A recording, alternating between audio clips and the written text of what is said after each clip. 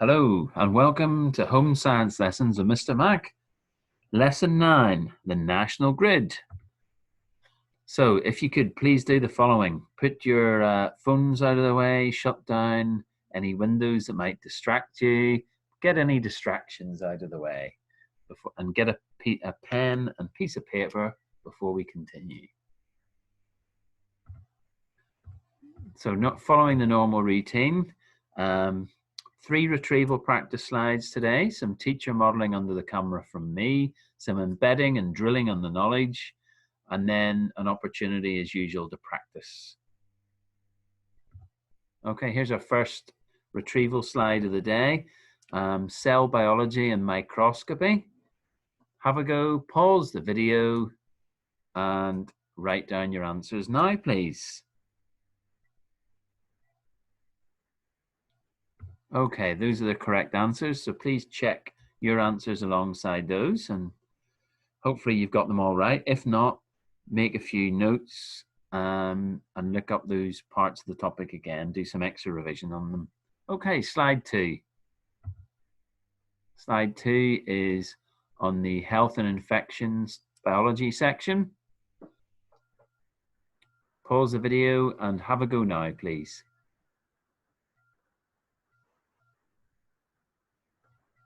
And here are the answers. Final slide of retrieval practice is on the physics topic of energy. So there's some formula questions for you to have a go at. And obviously remember to write down the units as well for each part of the equation. Pause the video and have a go now, please.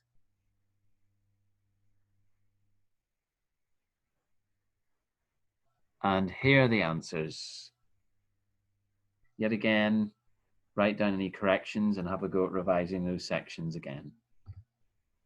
Right, last time we did slot task 7, and I've put it up on the screen for you.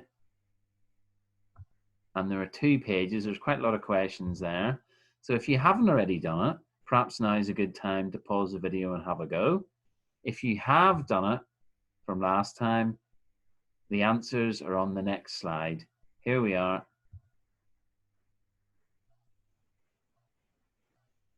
So that's all our previous learning and our last lesson work looked at. What about the new learning for today? Well, I'm just going to switch to do some modeling under the camera, and I will be going through some work with you on the national grid. So first of all, what is the national grid? The national grid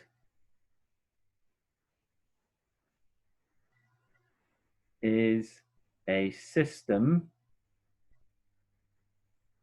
of cables and transformers linking power stations to consumers. So when we say consumers, we mean schools, people's homes, businesses, etc. So we've got a picture of the national grid. So if you could take a note of that, please, make a note of that before you move on.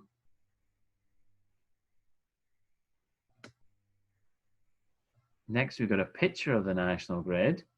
And on that picture, we've got a power station, step-up transformer, the actually power lines themselves, or pylons, the step-down transformer, and then we've got people's homes as well.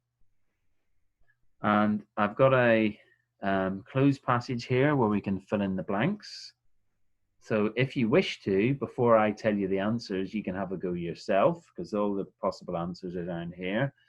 But as we're doing some new learning, these are the answers that should appear under the camera. So if electricity companies transmitted electricity at 240 volts through overhead power lines, there will be too much, I'm going to write it in the edge, power loss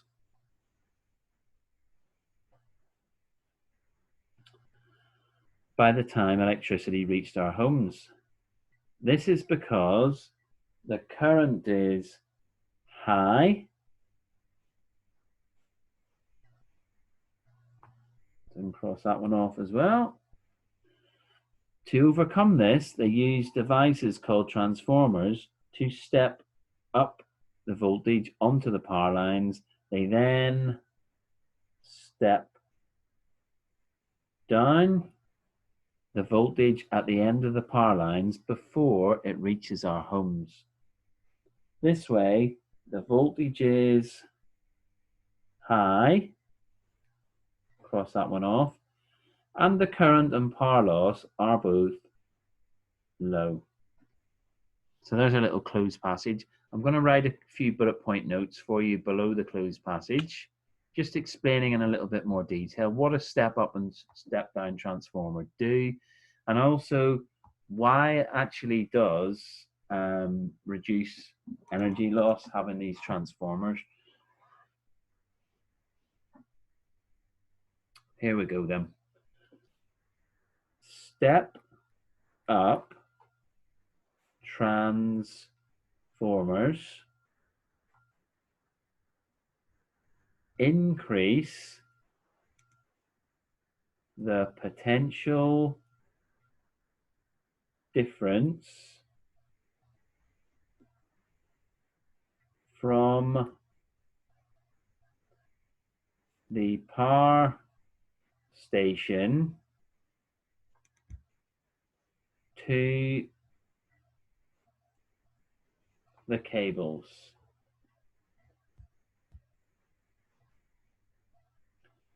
They reduce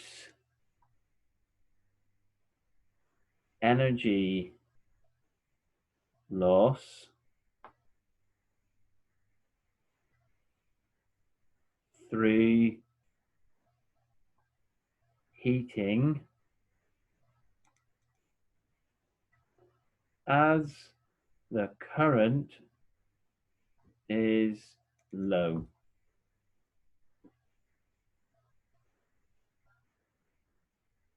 So what's happening there is if we have a high voltage, we have a low current because P equals VI. Power is voltage times current. So if the power is the same and we have a high voltage, we have a low current and vice versa. Right, next bit of notes then, there's the other equation which you need to know, which will help you understand what's going on here, is the P equals I squared R equation. This is one that we use in our last lesson. In fact, we used both the power equations in our last lesson. So if you can't remember them, go back and have a little look at lesson 8. So P equals I squared R. So power equals current squared times resistance. So lower current means much lower power loss as heat. Because obviously P, or power loss, equals I squared R. So if there's a much lower current, there will be a much lower power loss as heat. So that bit explains and that makes the power lines much more efficient. Because imagine how long those power lines are, and if they're losing lots of heat all the way along, there'd be massive energy loss before the electricity even got to our homes. So we also need a step down transformer before it gets to our homes. And this is the reason why. It is much safer to have a lower potential difference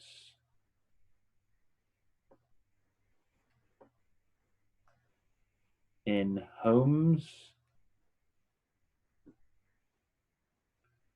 So this is why potential difference is decreased before entering homes with a step down transformer. So we're going from tens of thousands or even hundreds of thousands of volts down to 230 to 240 volts in the UK. So step up transformers, high voltage, low current, less energy wasted as heat loss. In the home, the current will be higher, but the voltage will be lower because we don't really want 100,000 volts going through our televisions or computers or any other devices, because that would be incredibly dangerous if we had an electrical fault, you can imagine. So the step down transformer lowers the potential difference, but it does mean that there'd be more current, but it is safer with a lower potential difference in your homes. So if you want to pause that, if you want to make any notes about any of the following, or even jot down the diagram of the national grid, remember that's a system of cables and transformers linking power stations to consumers. That would be fantastic. We're just going to go back onto the main PowerPoint now, because we've done that new knowledge. And remember, it's time to embed the knowledge. So drill, drill, drill, drill is thrill. So we can do that by reading over our notes and then writing down what we can remember on a blank piece of paper and covering our original notes, and then check it afterwards, otherwise known as look, cover, write, check. Or if we're lucky enough to have someone around at home, we can get them to ask us a few questions on it, like what is the role of the step up transformer, step down transformer, what are the power equations, etc., etc. So pause the video perhaps at this time and do a little bit of that drilling and embedding before you come on to practice our slop activity, which is on the next slide. Okay, it says, please complete slop task 8 attached to show my homework, and it's also on the next slide. So you can print it out or you can just write your answers from the screen, whichever you find easiest. If you want to, you can even print out the slop task from show my homework before you even begin the video.